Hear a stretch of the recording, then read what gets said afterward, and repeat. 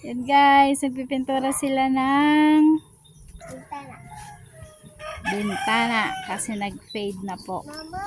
Yun. Yan ang susunod na pipinturahan. Pag na, ano yun, pintura, Diyan po yan ilalagay. Pa? Pag yung pintura. Ayan si Kuya Kel. Abs mo Kuya Kel. Pag nahulog na niya ang pintura, kulay-kulay. Kulay-kulay yung... Baka isawsaw mo yung brush doon tapos ilagay mo dito. Wag ha, madudumihan. Hindi, mamuli.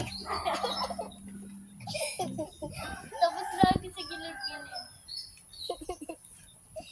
Mahiga sila dyan. Ayan pa nga Kel, oh. Yan. Paano ako?